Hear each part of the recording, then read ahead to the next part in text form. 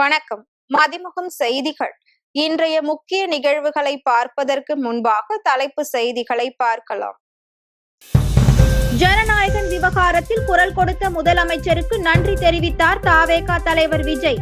விஜயை பின்தொடர்ந்து விபத்தில் சிக்கி இளைஞர்கள் படுகாயம். இந்தி திணிப்பு வெறியில் எல்லை மீறி சென்று கொண்டிருக்கிறது பாஜக. சரியான பாடம் புகட்டப்படும் என முதலமைச்சர் எச்சரிக்கை. தங்கம் விலை அதிரடியாக சரிவு. 3 நாட்களில் 5600 ரூபாய்க்கு விற்பனை. ஈரான் மீதான தாக்குதல் 5வது நாளாக தீவிரப்படுத்தியது இஸ்ரேல். தாக்குதல்களை நிறுத்தப் போவதில்லை என திட்டவட்டம். தங்கம் விலை அதிரடியாக சரிந்து ஒரு சவரன் 1,21,600 ரூபாய்க்கு விற்பனை செய்யப்படுகிறது. கடந்த சில நாட்களாக தங்கம் வெள்ளி விலை ஏற்ற இறக்கம் கண்டு வருகிறது. நேற்று முன்தினம் கிராமிற்கு 950 ரூபாயும் சவரனுக்கு 7,600 ரூபாயும் குறைந்து 1 கிராம் தங்கத்தின் விலை 14,900 ரூபாய்க்கும் ஒரு சவரன் தங்கத்தின் விலை 1,19,200 ரூபாய்க்கும் விற்பனையானது. இதனிடையே நேற்று காலை தங்கம் விலை குறைந்திருந்தது. அதன்படி சென்னையில் ஆபரண தங்கத்தின் விலை சவரனுக்கு 80 ரூபாய் குறைந்து ஒரு சவரன் 1,25,200 ரூபாய்க்கு விற்பனையாகிறது. கிராமிற்கு 10 ரூபாய் குறைந்து 1 கிராம் 15,650 ரூபாய்க்கு விற்பனை செய்யப்பட்டு வந்த நிலையில் நேற்று மாலையில் தங்கம் விலை மேலும் குறைந்தது. அதன்படி சவரனுக்கு 1,480 ரூபாய் குறைந்து ஒரு சவரன் 1,23,720 ரூபாய்க்கும் கிராமிற்கு 185 ரூபாய் குறைந்து 1 கிராம் 15,465 ரூபாய்க்கும் விற்பனை செய்யப்பட்டது. இந்நிலையில் இன்றும் தங்கம் விலை அதிரடியாக சரிந்துள்ளது. இதன்படி சென்னையில் ஆபரண தங்கத்தின் விலை கிராமிற்கு 265 ரூபாய் குறைந்து 1 கிராம் தங்கத்தின் விலை 15,200 ரூபாய்க்கும் சவரனுக்கு 2,100 ரூபாய் குறைந்து ஒரு சவரன் 1,21,600 ரூபாய்க்கும் விற்பனை செய்யப்படுகிறது. வெள்ளியின் விலையும் கிராமிற்கு 20 ரூபாய் குறைந்து 1 கிராம் வெள்ளியின் விலை 295 ரூபாய்க்கும் 1 கிலோ வெள்ளியின் விலை 2,95,000 ரூபாய்க்கும் விற்பனை செய்யப்படுகிறது. ஈரான் மீதான தாக்குதலை 5வது நாளாக இஸ்ரேல் தீவிரப்படுத்தியுள்ளதால் போர் பதற்றம் தொடர்ந்து நீடித்து வருகிறது. ஈரான் மீது அமெரிக்காவும் இஸ்ரேலும் இணைந்து நடத்தி வரும் தாக்குதல் 5வது நாளாக இன்றும் நீடிக்கிறது. கடந்த 24 மணி நேரத்தில் மட்டும் நூற்றுக்கணக்கான போர் விமானங்கள் பறந்து ஈரானின் பாலிஸ்டிக் ஏவுகணை தளங்கள், விமான தாக்குதலை தடுக்கும் அமைப்புகள், ஆயுதங்கள் வைக்கப்பட்ட கிடங்குகள் ஆகியவற்றை தொடர்ந்து தாக்கி வருகின்றன. கடந்த 28ஆம் தேதி இஸ்ரேல் போர் விமானங்கள் தாக்குதல் நடத்தியது. இதில் ராணுவ தளம் அருகே உள்ள பள்ளியை சேர்ந்த மாணவிகள் உட்பட 165 பேர் உயிரிழந்தனர். மேலும் டயர், சிடான் போன்ற பகுதிகளில் ஹிஸ்புல்லாவின் சுமார் 60 ரகசிய இடங்கள் ஒரே நேரத்தில் இஸ்ரேல் படைகளால் தாக்கப்பட்டு அழிக்கப்பட்டுள்ளன.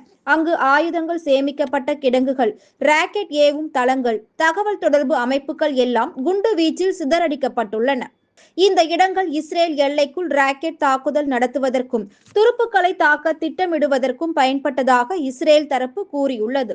ஈரானின் விமான பாதுகாப்பு அமைப்புகள் பெருமளவு அழிந்துவிட்டன. நூற்றுக்கணக்கான பாலிஸ்டிக் ஏவுகணைகள், ஏவுதளங்கள், ட்ரோன்கள், 17 கப்பல்கள் உட்பட கடற்படை பலம் கிட்டத்தட்ட முடங்கியுள்ளது. மேலும் இந்த போர் தொடர்ந்து தீவிரமடைந்து வருகிறது. ஈரான் பல பகுதிகளில் பதிலடி தாக்குதல்களையும் நடத்தி வருகிறது. ஆனால் அமெரிக்காவும் இஸ்ரேலும் தங்கள் ராணுவ இலக்குகளை முழுமையாக அடையும் வரை தாக்குதல்களை நிறுத்த மாட்டோம் என்று தொடர்ந்து அறிவித்து வருகின்றனர். இந்தி திணிப்பு வெறியில் பாஜக எல்லை மீறி சென்று கொண்டிருப்பதாக முதலமைச்சர் மு.க.ஸ்டாலின் கண்டனம் தெரிவித்துள்ளார். திருச்சி ரயில்வே நுழைவு வாயிலுக்கு கர்த்தவ்ய தவார் என இந்தியில் பெயர் சூட்டியிருப்பதற்கு முதலமைச்சர் எதிர்ப்பு தெரிவித்துள்ளார். இது தொடர்பாக அவர் வெளியிட்டுள்ள எக்ஸ் தள பதிவில், வருங்கால வைப்பு நிதி அலுவலகங்களில் ஏற்கனவே பவிஷ்ய நிதி பவன் என்ற பெயரை திணித்துவிட்டதாக குறிப்பிட்டுள்ளார். குற்றவியல் சட்டங்களுக்கும் சமஸ்கிருத பெயரைத்தான் ஆங்கில வரி வடிவத்தில் எழுதுவதாகவும், ஒன்றிய நீர்வளத்துறை அமைச்சகத்தின் பெயர் ஜல்சக்தி ஆகி மாறிவிட்டதாகவும் தெரிவித்துள்ளார். தமிழர்களின் சுயமரியாதையை சீண்டி பார்க்கும் இவர்களுக்கு சரியான பாடம் புகட்ட வேண்டும் என எச்சரித்துள்ள முதலமைச்சர், தமிழ், ஆங்கில பெயர்களிலும் இந்தியை திணிக்கும் முயற்சியை கைவிட்டு உடனடியாக அங்கு சரியான தமிழ் பெயர்கள் இடம்பெற வேண்டும் என வலியுறுத்தியுள்ளார். இல்லை என்றால் தமிழர்களின் சூட்டை ஒன்றிய பாஜக அரசு உணர வேண்டி இருக்கும் என்று எச்சரிக்கை விடுத்துள்ளார். சட்டமன்ற தேர்தல் நெருங்குவதால் 1 முதல் 9 வரையிலான வகுப்புகளுக்கான ஆண்டு இறுதி தேர்வை ஏப்ரல் 2ஆம் வாரத்துக்குள் முடிக்க பள்ளி கல்வித்துறை திட்டமிட்டுள்ளது.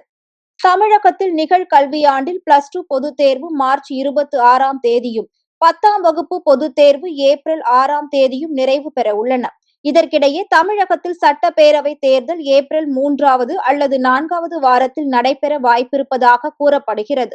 தேர்தலுக்கான வாக்குச்சாவடிகள் பெரும்பாலும் பள்ளிகளிலேயே அமைக்க உள்ளதால் 1 முதல் 9 வரையிலான வகுப்புகளுக்கு ஆண்டு இறுதி தேர்வுகளை முன்கூட்டியே முடிக்க திட்டமிடப்பட்டுள்ளது. மாணவர்களுக்கு எந்த பாதிப்பும் ஏற்படாத வகையில் தேர்வுகள் நடத்தவும், 1 முதல் 9 வகுப்புகளுக்கான தேர்வுகள் பொதுத் தேர்வு இல்லை என்பதால் தேர்வு நடைபெறும் தேதிகளை அந்தந்த மாவட்ட முதன்மை கல்வி அலுவலர்கள் முடிவு செய்யவும் அறிவுறுத்தப்பட்டுள்ளது. ஆண்டுதோறும் ஏப்ரல் 22 முதல் 24ஆம் தேதிக்குள் இறுதி தேர்வு நடத்தி முடிக்கப்படும் நிலையில் நிகழாண்டு ஏப்ரல் 2வது வாரத்துக்குள் நடத்தி முடிக்கப்பட உள்ளது. ஜனநாயகன் விவகாரத்தில் குரல் கொடுத்த முதலமைச்சருக்கு தவேக தலைவர் விஜய் நன்றி தெரிவித்துள்ளார். சட்டமன்ற தேர்தலை முன்னிட்டு தமிழக வெற்றிக் கழகத்தின் தலைவர் விஜய் பல்வேறு மாவட்டங்களில் நிர்வாகிகள் மற்றும் தொண்டர்கள் சந்திப்பு கூட்டங்களை நடத்தி வருகிறார். இந்நிலையில் விஜய் பங்கேற்கும் நிர்வாகிகள் சந்திப்பு கூட்டம் தஞ்சை அருகே ஐயாச்சாமிப்பட்டி பிரிவு சாலை பகுதியில் நடைபெற்றது. இக்கூட்டத்தில் பங்கேற்பதற்காக தவேக தலைவர் விஜய் சென்னையில் இருந்து தனி விமானத்தில் திருச்சி வந்த நிலையில் திருச்சியில் இருந்து சாலை மார்க்கமாக நிகழ்ச்சி நடைபெறும் இடத்திற்கு வந்தார். அப்போது அவருக்கு ரசிகர்கள் உற்சாக வரவேற்பு அளித்தனர். இதனைத் தொடர்ந்து நிகழ்ச்சியில் பேசிய விஜய், கிரிக்கெட்டில் கூட தமிழ்நாட்டு அணியை டெல்லி அணியால் தொட்டுக்கூட பார்க்க முடியாது என தெரிவித்தார். எனக்கும் மக்களுக்கும் நடுவில் யாராலும் நுழைய முடியாது என்றும், வீட்டுக்கு வீடு விஜய் என்பது இந்த தேர்தலில் 100% நிரூபிக்கப்படும் என கூறினார். அடுத்த ஜென்மத்தில் ஒரு விவசாயி குடும்பத்தில் பிறக்க ஆசைப்படுவதாக கூறிய அவர், நிலத்தடி நீரை பாதுகாப்பாக வைக்க வேண்டும் என கேட்டுக் கொண்டார். தவேக ஆட்சி அமைந்தவுடன் உடனடியாக பெரிய திட்டங்களை நிறைவேற்றப் போவதாக உறுதி அளித்த விஜய், ஜனநாயகன் விவகாரத்தில் குரல் கொடுத்த முதலமைச்சருக்கு நன்றி தெரிவித்தார். திமுக கூட்டணியில் தேமுதிகவிற்கு ஒரு மாநிலங்களவை இடம் ஒதுக்கப்பட்டுள்ளது. தமிழகத்தை சேர்ந்த மாநிலங்களவை உறுப்பினர்களான திருச்சி சிவா, என்.ஆர். இளங்கோ, அந்தியூர் செல்வராஜ், என்.வி.என். கனிமொழி சோமு, தம்பிதுரை, ஜி.கே. வாசன் உள்ளிட்ட 6 பேரின் பதவிக்காலம் ஏப்ரல் 2ஆம் தேதி நிறைவடைகிறது. அத்தகைய சூழ்நிலையில் திமுக சார்பாக 4 பேரும், அதிமுக சார்பாக 2 பேரும் மீண்டும் தேர்ந்தெடுக்க வாய்ப்புள்ளதாக கூறப்படுகிறது. மாநிலங்களவை தேர்தலுக்காக தமிழக சட்டப்பேரவை செயலகத்தின் கூடுதல் செயலாளர் சாந்தி தேர்தல் நடத்தும் அலுவலராகவும், பேரவை செயலகத்தின் இணை செயலாளர் தேன்மொழி உதவி தேர்தல் நடத்தும் அலுவலராகவும் தேர்தல் ஆணையம் நியமனம் செய்துள்ளது. இந்நிலையில் திமுக கூட்டணியில் சமீபத்தில் புதிதாக இணைந்த தேமுதிகவிற்கு ஒரு மாநிலங்களவை இடம் ஒதுக்கப்பட்டுள்ளது. இதற்கான ஒப்பந்தம் முதலமைச்சர் மு.க.ஸ்டாலின் முன்னிலையில் கையெழுத்தானது. தேமுதிக சார்பில் இந்த ஒப்பந்தத்தில் தேமுதிக பொதுச் செயலாளர் பிரேமலதாவின் சகோதரரும் அக்கட்சியின் பொருளாளருமான எல்.கே. சுதீஷ் கையொப்பமிட்டார். திமுக கூட்டணியில் காங்கிரஸ் கட்சிக்கான தொகுதிகள் ப. சிதம்பரம் தலைமையில் இறுதி செய்யப்பட உள்ளதாக தகவல் வெளியாகியுள்ளது. கடந்த சில வாரங்களாக திமுக, காங்கிரஸ் இடையே தொகுதி ஒதுக்கீடு குறித்து கருத்து வேறுபாடுகள் நிலவி வருகிறது. காங்கிரஸ் தரப்பில் சுமார் 40 தொகுதிகள், மேலும் 2 ராஜ்யசபா எம்பி சீட் வேண்டும் என வலியுறுத்தப்பட்டதாக தகவல்கள் வெளியாகின. தமிழ்நாடு காங்கிரஸ் மேலிட பொறுப்பாளராக இருந்த கிரிஷ் சோடங்கர் உடனான பேச்சுவார்த்தையில் தொடர்ந்து இழுபறி ஏற்பட்டு வந்தது. திமுக கூட்டணியில் புதிய கட்சிகள் வந்துள்ளதால் கூடுதல் தொகுதிகள் ஒதுக்க வாய்ப்பு இல்லை என தெரிவித்துவிட்டது. மேலும் ஒரே ஒரு ராஜ்யசபா சீட் மட்டுமே வழங்க முடியும் எனவும் கூறிவிட்டது. இதனை அடுத்து பேச்சுவார்த்தை சுமூகமாக இல்லாத நிலை ஏற்பட்டது. இந்நிலையில் காங்கிரஸ் பொதுச் செயலாளர் கே.சி. வேணுகோபால் தமிழகத்தில் உள்ள காங்கிரஸ் எம்.எல்.ஏக்களிடம் கூட்டணி குறித்து கருத்து கேட்டுள்ளார்.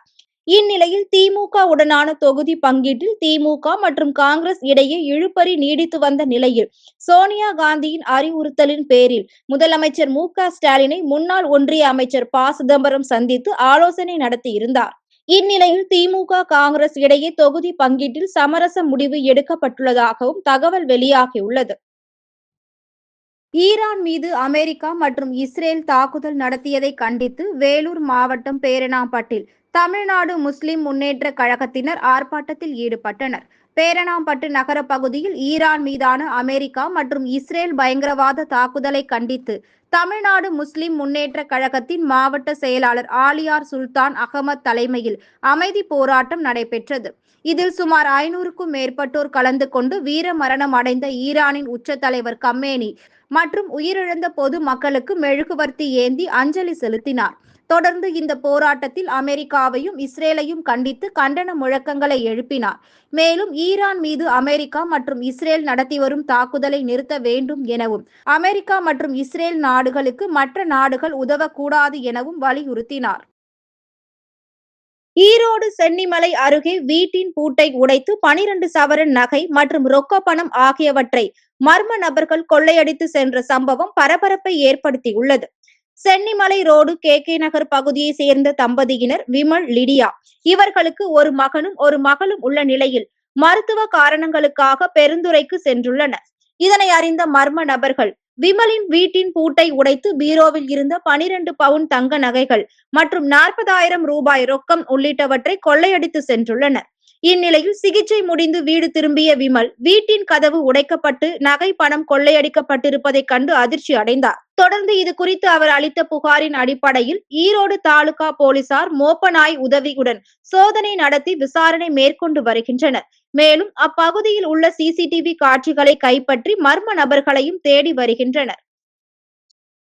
ஈரோடு மாவட்டம் சத்தியமங்கலம் அருகே ஆசனூர் கொள்ளைக்கால் செல்லும் ரோட்டில் சிறுத்தை நடமாட்டம் காணப்படுவதால் வாகன ஓட்டிகள் கவனமாக செல்ல வேண்டும் என வனத்துறையினர் அறிவுறுத்தியுள்ளனர். சத்தியமங்கலம் புலிகள் காப்பக வனப்பகுதியில் இருந்து வெளியே வரும் சிறுத்தைகள் சாலையோரமாக உள்ள தடுப்பு சுவர்கள் மற்றும் மரங்களில் படுத்து ஓய்வெடுப்பது மட்டுமல்லாமல் ஊருக்குள் புகுந்து கால்நடைகளை வேட்டையாடுவதும் அதிகரித்து வருகிறது. இதனால் பொதுமக்கள் மிகவும் அச்சமடைந்துள்ளனர். இந்நிலையில் ஆசனூர் வனப்பகுதியில் இருந்து வெளியேறிய சிறுத்தை ஒன்று ஆஜனூரில் இருந்து கொள்ளைக்கால் செல்லும் சாலையில் நடமாடியது. அப்போது வாகனத்தின் சத்தம் கேட்டவுடன் அருகில் உள்ள வனப்பகுதிக்கு சென்று மரத்தில் ஏறி விளையாடியது. இதனை அவ்வழியாக சென்ற வாகன ஓட்டுநர் தனது செல்போனில் வீடியோ எடுத்துள்ளார். தற்போது அந்த வீடியோ காட்சிகள் வெளியாகி வைரலாகியுள்ளது. எனவே வனப்பகுதி வழியாக செல்லும் சாலையில் பயணிக்கும் வாகன ஓட்டிகள் கவனமாக இருக்க வேண்டும் என வனத்துறையினர் அறிவுறுத்தியுள்ளனர். திருப்பத்தூர் மாவட்டம் ஜோலார்பேட்டை அருகே ஹவுரா எக்ஸ்பிரஸ் ரயிலின் பொதுஜன பெட்டியில் கேட்பாரற்று கிடந்த 36 கிலோ கஞ்சாவை ரயில்வே பாதுகாப்பு படை போலீசார் பறிமுதல் செய்தனர். மேற்கு வங்க மாநிலம் ஹவுராவில் இருந்து கர்நாடக மாநிலம் பெங்களூர் வரை செல்லும் ஹவுரா எக்ஸ்பிரஸ் ரயில் காட்பாடி ஜோலார்பேட்டை ரயில் நிலையங்கள் இடையே வந்து கொண்டிருந்தது. அப்போது ரயிலின் பின்பக்கம் உள்ள பொதுஜன பெட்டியில் கஞ்சா கடத்தி வருவதாக ஜோலார்பேட்டை ரயில்வே பாதுகாப்பு படையினருக்கு தகவல் கிடைத்தது.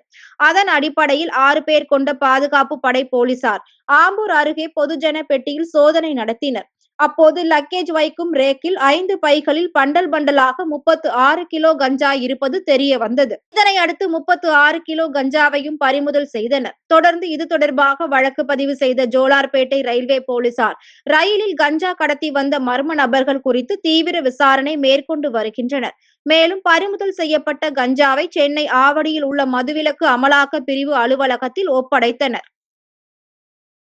தூத்துக்குடி மாவட்டம் கோவில்பட்டி அருகே கார் மீது இருசக்கர வாகனம் மோதிய விபத்தில் இளைஞர் ஒருவர் பரிதாபமாக உயிரிழந்தார். கோவில்பட்டி வேலாயுதபுரத்தை சேர்ந்தவர் அலெக்ஸ். இவர் நேற்று மாலை நாலாட்டின் புதூர் நோக்கி காரில் சென்று கொண்டிருந்தார். இந்நிலையில் மதுரை திருநெல்வேலி தேசிய நெடுஞ்சாலையில் வந்து கொண்டிருந்த போது கோவில்பட்டி சிந்தாமணி நகரை சேர்ந்த ஸ்ரீ பாலாஜி என்பவர் ஓட்டி வந்த இருசக்கர வாகனம் கார் மீது மோதியது. இந்த விபத்தில் அலெக்ஸ் மற்றும் பாலாஜி இருவரும் காயமடைந்தனர். தொடர்ந்து கோவில்பட்டி அரசு மருத்துவமனையில் சிகிச்சைக்காக அனுமதிக்கப்பட்ட ஸ்ரீ பாலாஜி சிகிச்சை பலனின்றி பரிதாபமாக உயிரிழந்தார். மேலும் அலெக்ஸ் தனியார் மருத்துவமனையில் சிகிச்சைக்காக அனுமதிக்கப்பட்டுள்ளார். இந்த சம்பவம் தொடர்பாக மேற்கு காவல் நிலைய போலீசார் வழக்கு பதிவு செய்து விசாரணை மேற்கொண்டு வருகின்றனர்.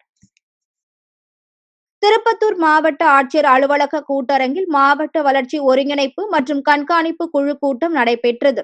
திருவண்ணாமலை நாடாளுமன்ற உறுப்பினரும் மாவட்ட அளவிலான வளர்ச்சி ஒருங்கிணைப்பு மற்றும் கண்காணிப்பு குழு தலைவருமான அண்ணாதுரை தலைமையில் நடைபெற்ற இக்கூட்டத்தில் மாவட்டத்தில் பல்வேறு துறைகளின் சார்பில் செயல்படுத்தப்பட்டு வரும் பிரதம மந்திரி குடியிருப்பு திட்டம், தூய்மை பாரத இயக்கம், பிரதம மந்திரி நுண்ணீர் பாசன திட்டம், பெண் குழந்தைகளை காப்போம், பெண் குழந்தைகளுக்கு கற்பிப்போம் உள்ளிட்ட மத்திய அரசின் அனைத்து திட்டங்களின் செயல்பாடுகள் குறித்தும் பணி முன்னேற்றம் குறித்தும் ஆய்வு மேற்கொண்டு தாமதமாக நடைபெறும் பணிகளை விரைவாக நடைபெறுவதற்கு ஆலோசனைகள் வழங்கப்பட்டது. மேலும் மத்திய அரசாங்கத்தின் நிதி எந்தெந்த துறைக்கு சென்றுள்ளது என ஆய்வு மேற்கொள்ளப்பட்டது.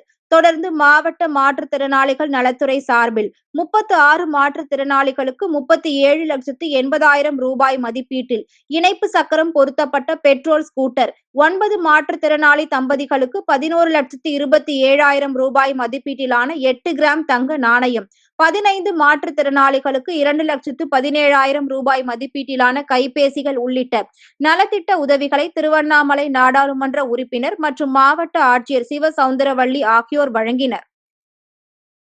நெல்லையை உலுக்கிய இரட்டை கொலையில் 7 பேர் கைது செய்யப்பட்ட நிலையில் பாதிக்கப்பட்ட மாற்றுத்திறனாளி குடும்பத்தினரை நேரில் சந்தித்து ஆறுதல் கூறிய சபாநாயகர் அப்பாவு அரசின் வீடு கட்டும் ஆணையையும் வழங்கினார். நாங்குநேரி அடுத்த பெரும்பத்து, புளியகுளம், கடம்போடு வாழ்வு ஆகிய பகுதிகள் நேற்று முன்தினம் இரவு புகுந்த கும்பல் ஒன்று ஆங்காங்கே டீ கடை மற்றும் ரோட்டில் நின்றவர்களை கண்மூடித்தனமாக அரிவாளால் வெட்டி சாய்த்தனர். இதில் பெரும்பத்து இந்திரா காலனியை சேர்ந்த ஜான் என்ற மாற்றுத்திறனாளி மற்றும் வட மாநிலத்தை சேர்ந்த செங்கல் சூளை தொழிலாளி டிரானாத் கட்டா ஆகிய இருவரும் உயிரிழந்தனர்.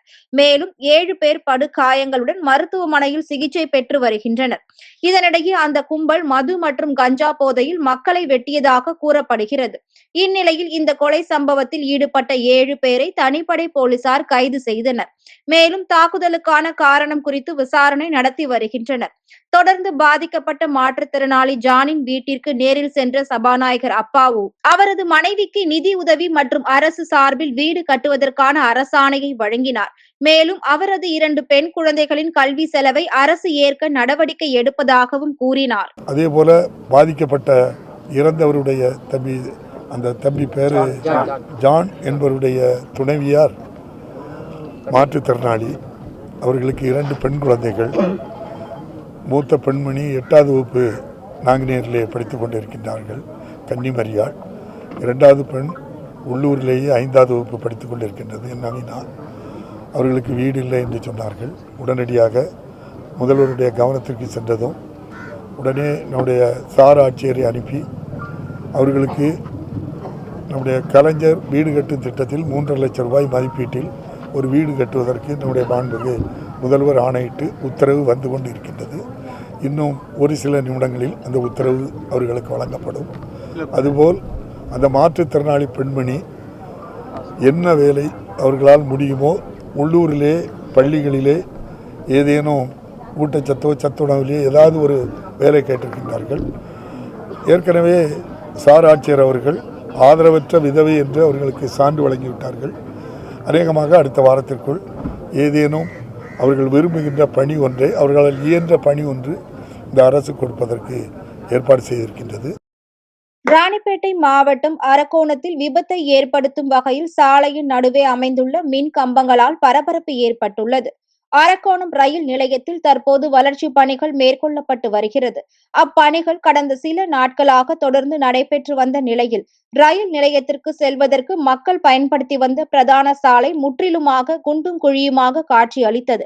இதனால் வாகன போக்குவரத்திற்கு அடிக்கடி இடையூறு ஏற்பட்டு பொதுமக்கள் கடுமையாக அவதிப்பட்டு வந்தனர். இந்நிலையில் பொதுமக்களின் தொடர் கோரிக்கையை ஏற்று ரயில்வே நிர்வாகம் அப்பகுதியில் சேதமடைந்த சாலையை சீரமைக்கும் வகையில் சாலை அகலப்படுத்தப்பட்டு சிமெண்ட் சாலை அமைக்கப்பட்டது. அப்போது சாலையோரத்தில் இருந்த மின் கம்பங்களை ரயில்வே நிர்வாகம் அகற்றாமல் சாலை விரிவாக்க பணிகள் மேற்கொள்ளப்பட்டது. இதனால் மின் கம்பங்கள் அனைத்தும் சாலையின் நடுவே அமைக்கப்பட்டது போல் போக்குவரத்திற்கும் பொதுமக்களுக்கும் இடையூறாக இருந்தது. இது குறித்து ரயில்வே நிர்வாகத்திடம் கேள்வி எழுப்பிய போது மின்வாரிய துறையினருக்கு மின் கம்பங்களை அகற்றி சாலையோரத்தில் அமைக்க உரிய கட்டணம் செலுத்தியதாகவும், ஆனால் மின்வாரிய துறைகள் பணிகள் மேற்கொள்ளவில்லை என்றும் கூறப்படுகிறது. இந்நிலையில் ரயில்வே நிர்வாகம் கட்டுமான பணிகளை மேற்கொண்டு வருவதால் மின் கம்பங்களை அகற்றும் பணிக்கு காலதாமதம் ஏற்பட்டுள்ளதாக மின்வாரிய துறையினர் தெரிவித்துள்ளனர். இதனிடையே ரயில்வே நிர்வாகமும் மின்வாரிய துறையினரும் மாறி மாறி குறைகளை கூறி வருவதாக பொதுமக்கள் குற்றம் சாட்டியுள்ளனர். விபத்துக்கள் ஏற்படும் முன் மின் கம்பங்களை அகற்ற வேண்டும் எனவும் கோரிக்கை விடுத்துள்ளனர்.